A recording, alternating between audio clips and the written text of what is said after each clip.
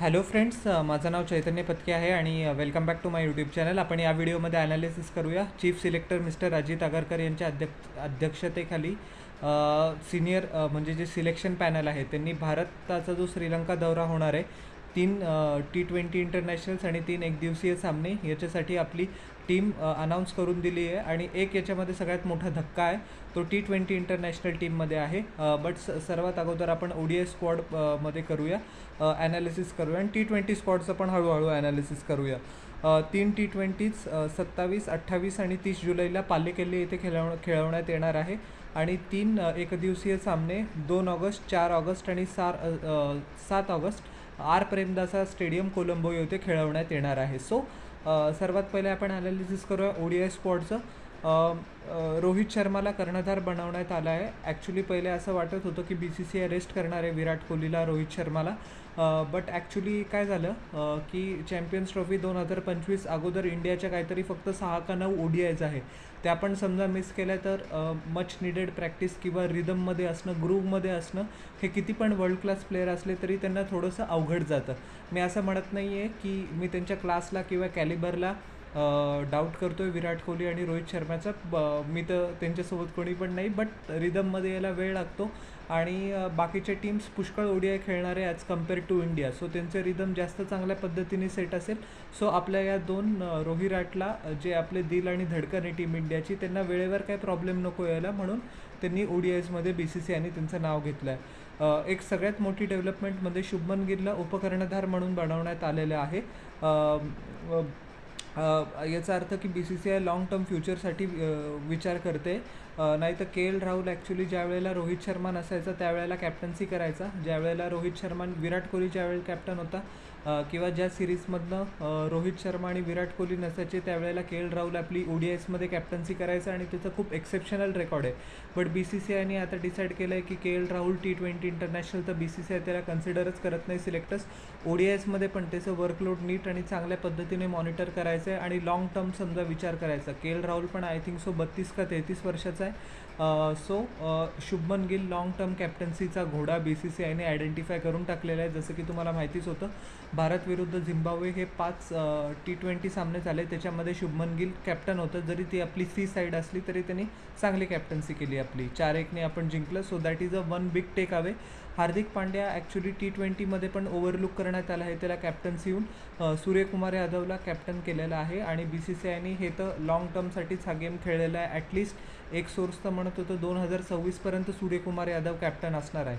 आता पुष्कळ लोक अशी अटकले लावत आहे की ज्या वेळेला गौतम गंभीर KKRचा कॅप्टन होता किंवा मेंटर होता त्यावेळेला त्यांनी सूर्यकुमार यादवला खूप बॅक केलं होतं. बट अनफॉर्च्युनेटली सूर्यकुमार यादवला KKRमध्ये तेवढा स्पार्क दाखवण्यात आला नव्हता. KKRनी तर यंग सूर्यकुमार यादवला व्हाईस कॅप्टन पण बनवलं होतं, बट 1-2 चांगल्या इनिंग्स खेळल्या आणि त्याला जास्त स्पार्क दाखवता आला नाही. 2018पासून सूर्यकुमार यादवचा उदय सुरू झाला ज्यावेळी त्यांनी मुंबई इंडियन्सला स्विच केलं.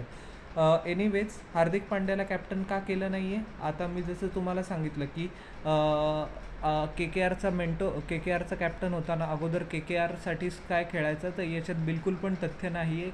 कॉन्स्पिरन्सी थिअरीज याच्यामध्ये बिलकुल नाही आहेत. कारण जसं की तुम्हाला माहिती आहे की फास्ट बॉलिंग ऑलराऊंडर इंडियामध्ये खूपच क्वचित आहे आणि हार्दिक पांड्यासारखा बॉलर जो 135 ते 145-46मध्ये कन्सिस्टंटली ज्या वेळेला 100% फिट असेल त्यावेळेला बॉलिंग करू शकतो आणि त्याचे बॅटिंग एक्सप्लॉइट्स तुम्हाला वेगळं सांगायची गरज नाही आहे, खूप मस्त आहेत.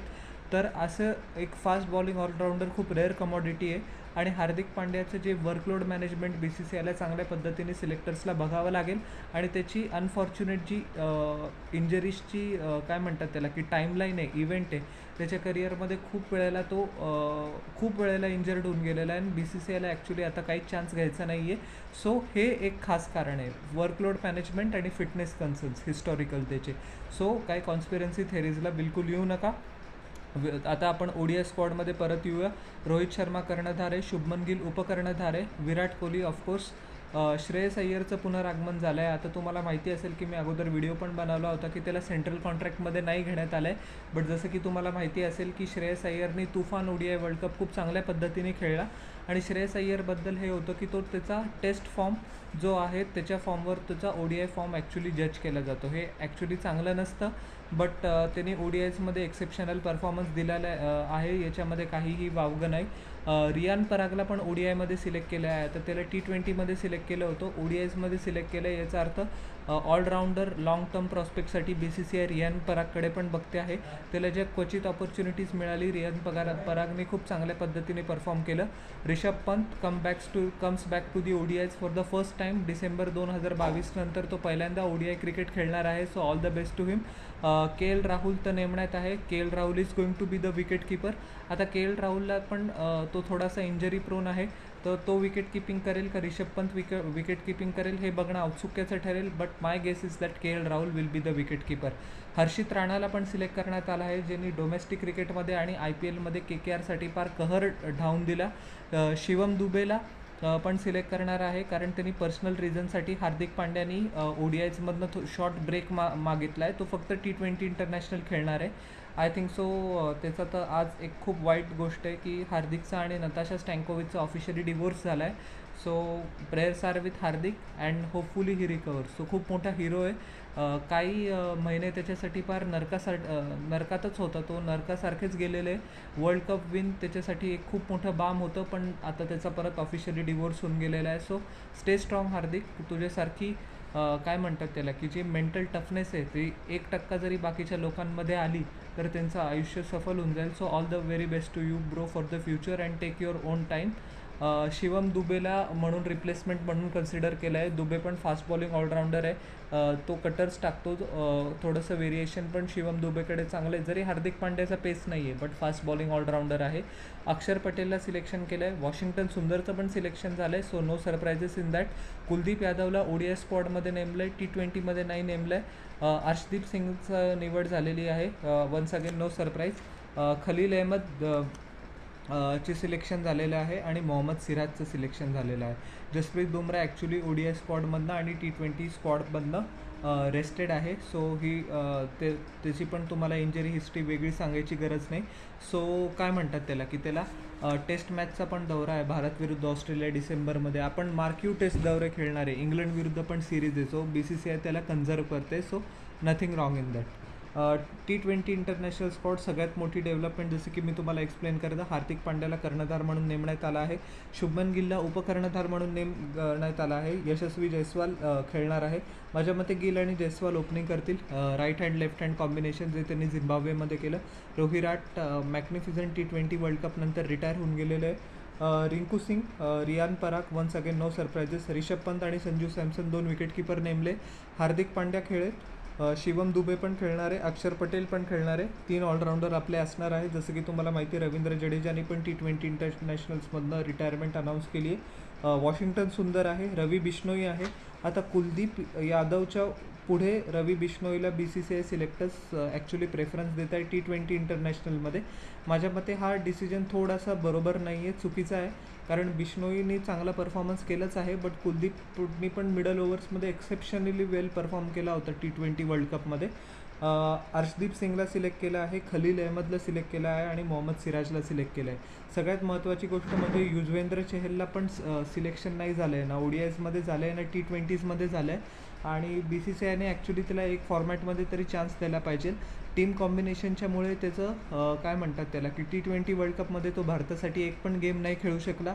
बट राहुल द्रविडने ज्या वेळेला आपल्या ऑनरेबल पंतप्रधानांशी सांगितलं, त्यांनी म्हटलं की जे खेळत पण नव्हते ते त्यांच्या पद्धतीने टीमचं मोराल बूस्ट करत होते, मोटिवेट करत होते, हसवत होते त्यांना, ज्याने सगळ्यांचा ॲक्च्युली ठीक आहे. चेहलसारखा प्लेअर ॲक्च्युली तिला एक मॅच तरी मिळायलाच पाहिजे होती, पण ठीक आहे.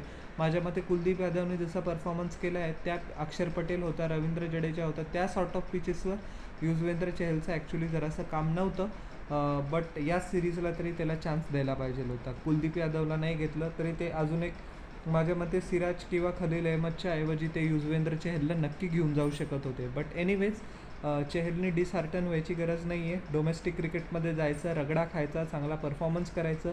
पुढचा 2025चा चांगला IPL सीझन, 23 आणि 24चा पण त्याचा खूप चांगला सीझन होता. तो परत एकदा रेकनिंगमध्ये येईल आणि चहलचं करिअर संपलेलं नाही आहे असं चुकून पण विचार करू नका.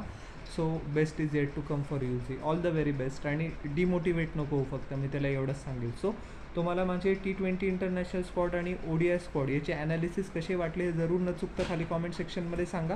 आणि माझ्या यूट्यूब चॅनलला लाईक, शेअर आणि सबस्क्राईब करा आणि बेल आयकॉन प्रेस करा पुढच्या नोटिफिकेशनसाठी. आपण भेटूया नेक्स्ट व्हिडिओमध्ये. Till then everyone, bye.